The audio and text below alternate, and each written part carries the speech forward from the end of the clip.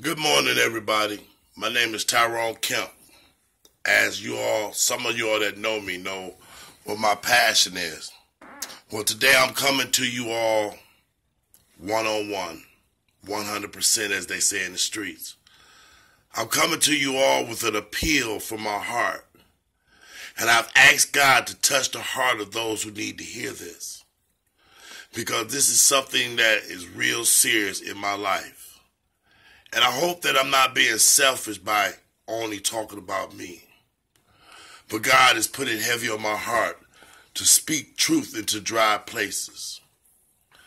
First of all, I'm the CEO of Restored Justice. It's an organization that I've been trying to put together for a number of years. The reason why I have to put it together is because I have served 17 and a half years in prison for a crime I did not commit. And that should not be alarming. That should be something that is common in our society because it goes on so much and it goes unheard and untouched and unfeathered until a small few people step up and do what has to be done to eliminate wrongful convictions. My story is a story that is so common. In 1991, a total armored truck was robbed at gunpoint by two individuals. These two individuals were described as black men, but only one was described into details. In July 17, 1991, a total armored truck pulled up to the University Village Market in Detroit on 4th and 3rd. Upon getting out the truck, the guard says that he got out and he said that he was approached by two guys. One guy hit him, taking the bag, running off in a direction which the lady that was the guard that was inside the truck said she didn't see no one run by. But let's get back to this. In 1991, on that day at 11:31, someone called the Detroit Police 911 and said, listen to me carefully, quote, Tyrone Kemp robbed that armored truck. This call was received by 911 dispatchers. And once upon receiving the name Tyrone Kemp, I became a suspect, the only suspect. And there were 13 other Tyrone Kemps in Detroit. 9 of them were convicted felons.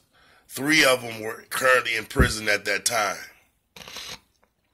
So no one did any type of research or investigation into the fact that I was identified by my name and falsely convicted of a crime I did not commit. And I've been talking about this since I've been out of prison for 8 years. And it seems like I'm talking to the choir because it seems like no one is paying any attention.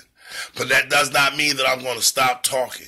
I'm going to continue to talk because God told me to tell my story. He said someone would hear my story and it would change the situation that I'm in. So I'm only being obedient to God. But nevertheless, in 1991, no one never did a thorough investigation. One witness said the names of the individuals that committed the crime. He gave the police the names of the 2 guys that he knew. And he said that their name was such and such and they hung out at this particular bar. Police never went and investigated that.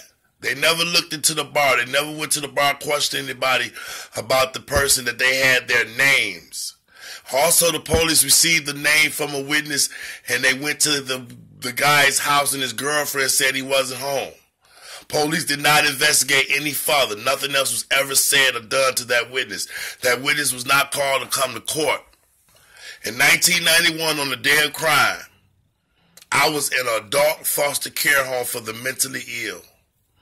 I was having mental issues in an adult foster care home. And I was up under medication. I was on psychotropic medications. And that particular day of the crime, I had not signed out the place. And we have sign-in sheets and sign-out sheets to show that I did not sign out till 6 p.m. in the evening, as I normally would. I would only go out in the evening because it was too hot I didn't go outside in the daytime because it was hot. I stayed in the house and I was on medication. The sign-in sheets were notarized. They are legal documents, but yet I was still convicted of a robbery of a crime I did not commit when I had alibi witnesses that my attorney did not call because she said that because they was in a mental ill hospital, nobody believed them. So we didn't call the people that was at the home with me. We went on the testimony of the sign-in sheets and the supervisor of the home, which is a character all in himself. He lied about his age. He lied about his age because he had warrants out for his arrest when he came to court. So when he came to court, he tried to act like he was someone else. He was living under an alias. So when the prosecutor brought this information out, that one of my alibi witnesses was lying about his name and birth date, it discredited my alibi. So I was convicted by a jury. Or they say my peers. I didn't know nobody on my jury. But let's get to that. During my jury selection, a majority of people that's on my jury have had some type of problem with auto theft. When they questioned my jury, and this is all documented, when they questioned my jury, they asked them, did they have any problem, anybody ever committed a crime against them or against someone they know?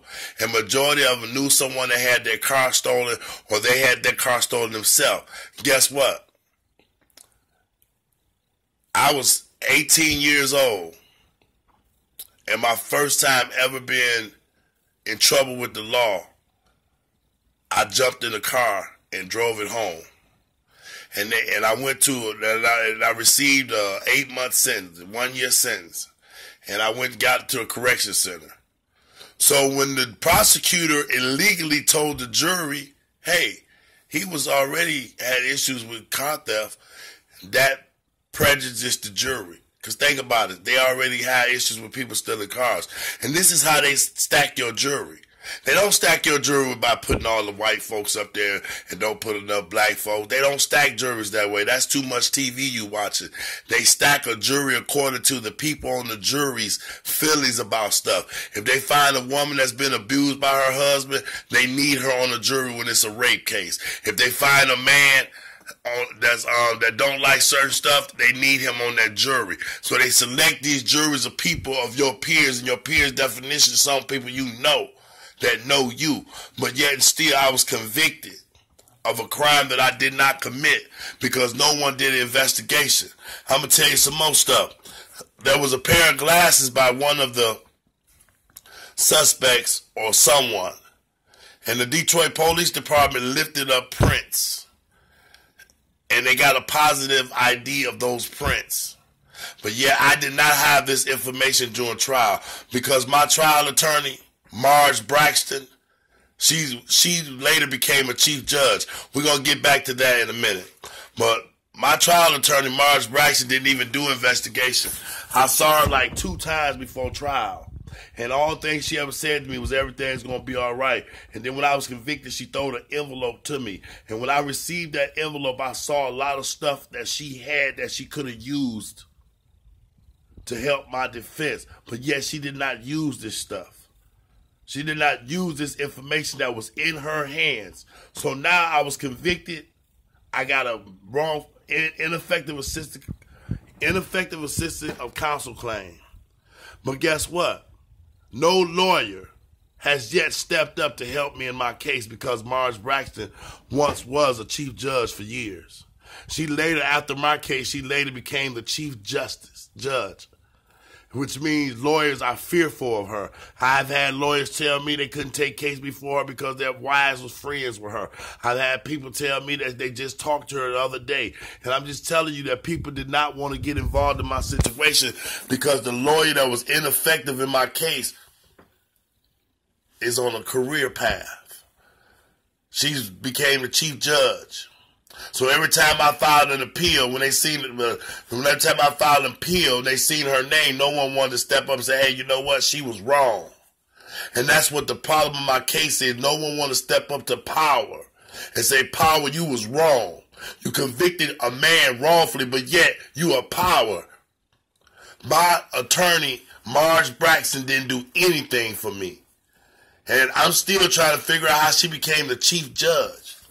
It's not even on her conscience.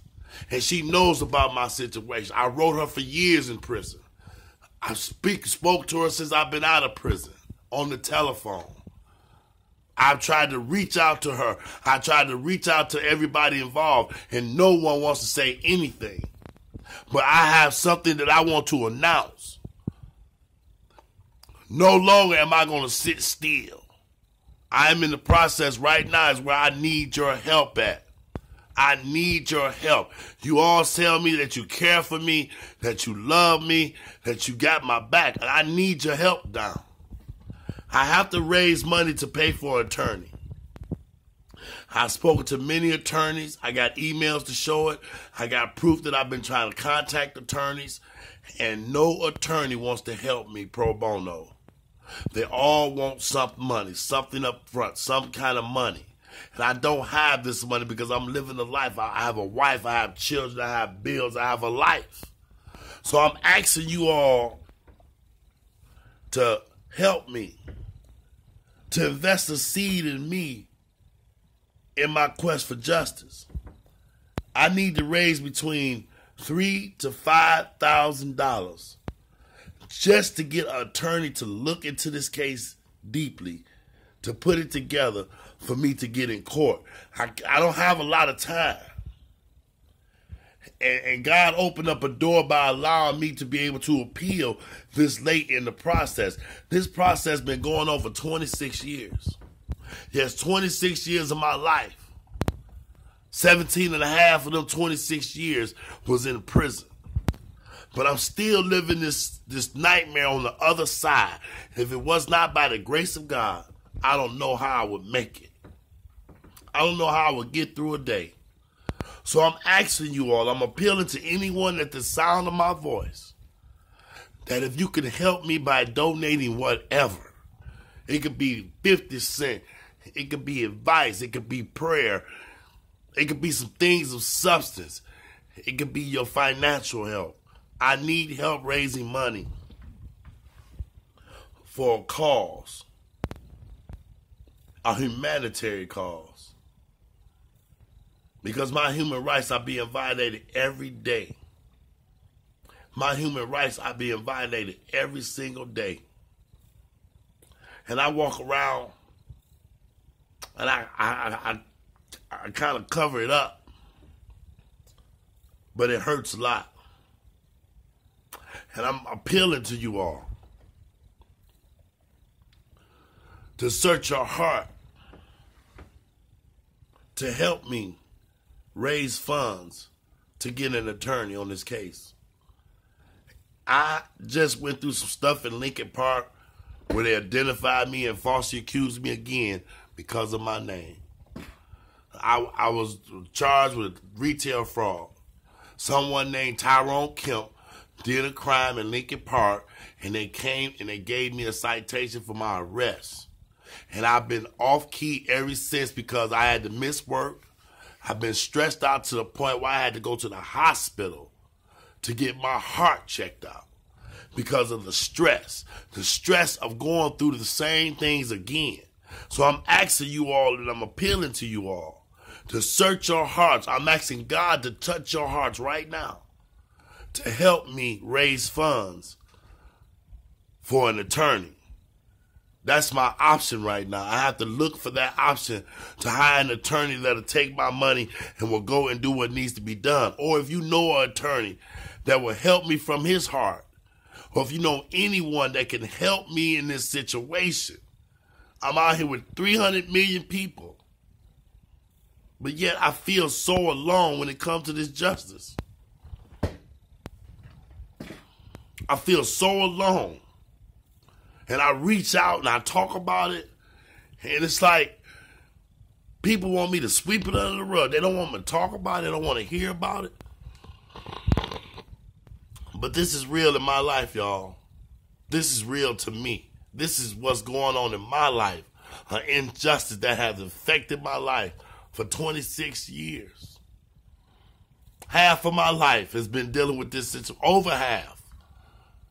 26 years of my life dealing with injustice. And I just need a relief. I just need a break from it. I do. So I'm asking you all to get in contact with me. Get in contact with me. Reach out to me. Help me. I can't even set up a GoFundMe. GoFundMe don't allow you to set up legal defense funds. So I just need some help in that situation. I need some advice. I need some prayer. And I just need some people to get involved in this situation because it's wrong. What they're doing to me is wrong. And it comes a time where everything has an ending. And it's like everything has a beginning. So I know God is going to give me my ending with this situation. I know he's going to bring me the relief that I need. And I'm asking him even now to touch someone's heart enough to invest their time in me, to invest their resources in me, to invest the truth in me, and help me reveal the truth to what is done to me. I need that type of help, and I'm reaching out to the world. I'm reaching out right now asking for that type of help. A sacrifice. Make a sacrifice for me, because I will make a sacrifice for you. I would give a man the shirt off my back. But it's this one thing I can't get right. And that's this injustice. Apostle Paul had some things going on with him. David had some stuff going on with him. But yet they saw the glory of God. And I see the glory of God every day. Every day I wake up, I see the glory of God. So I'm going to wait and be patient. Because I know whence my help comes from. And I know that God hears my prayers. And I know he knows that this thorn that I'm dealing with, the cup that I don't nobody want to drink from. And I ask him all the time, Lord, take this cup away from me. I can't drink from it, Lord. Take this cup away from me. And I ask him to take it away from me. And I ask him, And I wait, and I wait, and I wait. And I'm going to trust and trust and trust. Because I know God has an answer for me. And I just want to leave that on your heart. 1991 just was a bad year for me. I mean, I passed the polygraph. Some of y'all don't know I passed the polygraph test. I wrote Congresswoman Barbara Rose Collins. And I wrote Bill Clinton, and I got a letter back from a guy named Gerald Kane. He said, what is it that you're trying to get us to do for you? And I told him, get me a polygraph test, and I can prove that I did not commit that crime. Get me a polygraph test, and I can prove it. Well, some of y'all say polygraph tests are not admissible in court, but they are. They're admissible in post-conviction appeals. And I passed the polygraph. I passed the polygraph and sent back to the courts, and the court said, you know what? We just ain't going to say nothing at all. My case was dismissed without a law, without anything, just hereby ordered dismissed. The law said that when you dismiss a case, you're supposed to say it is hereby ordered according to People versus such and such, that this dear does not meet this such and such. They just dismissed my case without nothing, just go. And no court higher than that said anything about it. Because as I said before, my trial attorney later became the chief judge of Recorder's Court in Detroit, Michigan. And the thing about it is I have no bitterness. I have no anger. I'm more frustrated that it's people that don't understand what I'm going through. That frustrates me more than anything, more so than what has already happened. God has atoned me. I have atoned for my sins in my life. I have been atoned, so I'm not running around bitter and mad at anybody. But I just know that it's somebody that know the truth, that's afraid to come out with the truth because they don't want to lose their career. And it's not even that serious with me, because all I want to do is clear my name, vindicate my name, vindicate my name. I want to be vindicated. I want to be exonerated. I want what I got coming and my rights. That's what I want. That's what I want. That's what I deserve. And I'm actually paying taxes now. So I'm actually paying money that's being used to house people that's wrongfully convicted. I thank God that he gave me a different life. He gave me a different point of view. He gave me a different perspective. But I'm appealing to you all once again. Reach out to me and help me, because I am a worthy person. I'm a child of God, just like either one of you all. And I need help. And I need help in this criminal justice system and this wrongful conviction. And thank you all.